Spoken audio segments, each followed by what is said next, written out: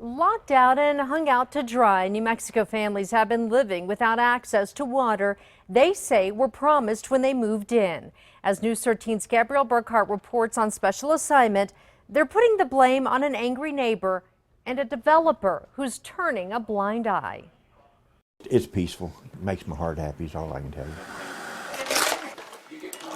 This group of neighbors worked most of their lives for this. Life in the high country, more family time, which for the Kellys means more time with their 3-year-old great-granddaughter. And Rose roof up. My husband was a pharmacist and he's retired and he just doesn't want to deal with people anymore.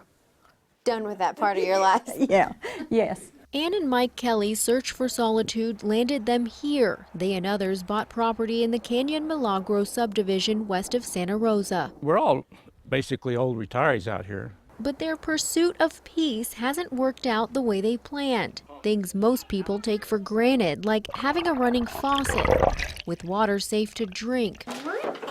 Or taking a hot shower means extra work for the 74-year-olds. I just feel like I've been cheated. They're in the middle of a winter without access to water from the neighborhood well. Neighbors say the subdivision's developer, Montana-based Rocky Mountain Timberlands, isn't holding up its end of the deal it sold to people when they moved in. A deal advertised on the developer's website as recent as last week, stating water is available and residents will have access to an existing well. The deal seemed simple. The Kellys, along with neighbors, would use water from a community well nearby, and they did so for years.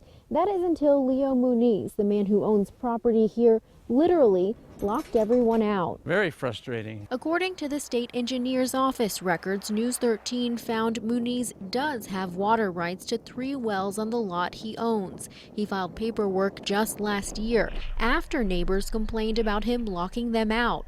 But it doesn't end there. I'm looking for a covenant. We poured through dozens of documents and found this disclosure statement from 2002. It says Rocky Mountain Timberlands will arrange for the provision of water, and lot owners are not allowed to drill their own wells. We took this case to a New Mexico attorney with experience in water law. The attorney, who is not involved in this case, says this document is key. It's a warranty deed granting residents of Rocky Mountain Timberlands access to the water well on Muniz's property, signed by the developer with no expiration date. First 2 years, we drive down right there where the trailer is there and fill up my 500-gallon tank. So why did Muniz lock the gate? We called to ask him. This is Gabrielle Burkhart with KRQE Channel 13. Muniz didn't want to talk on camera, but said he had concerns about property theft. And since he has the water rights, he says it's also his right to lock the gate.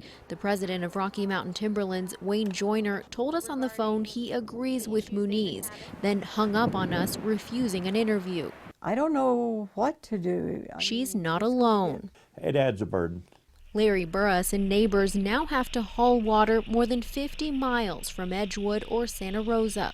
Plus, As I catch rainwater, the Kellys rigged a gutter to an above-ground swimming pool in their backyard. But even with disinfectant, they won't drink this water, and the weather doesn't always cooperate. it's got ice on it right now. We had a foot of snow the other day. We went to Guadalupe County to find out exactly what water source was approved for the subdivision. No one there would talk either.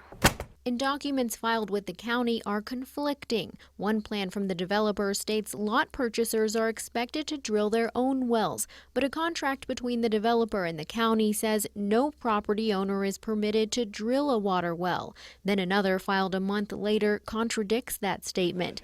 Left without a clear answer, neighbors do know drilling their own wells would cost thousands of dollars, something that was not part of the bargain when they moved in. It's not worth it. So I'd either like the community well back as a community well with the easement rights to it, or I would like a drastic drop in the property price. For now, retirement is proving to be a lot of work. This could break on me at any time. A constant struggle for a basic necessity. But this is their home now, and water woes or not, these families want to make it work. It's our investment. We're not being able to sell and go out somewhere else. We don't want to. On special assignment, Gabrielle Burkhart, KRQE News 13. The Kellys say the developer has also hung up on them when they've called about the water situation. After News 13 started asking questions, Rocky Mountain Timberlands removed all New Mexico property listings from its website. Neighbors are now trying to figure out what their next move will be.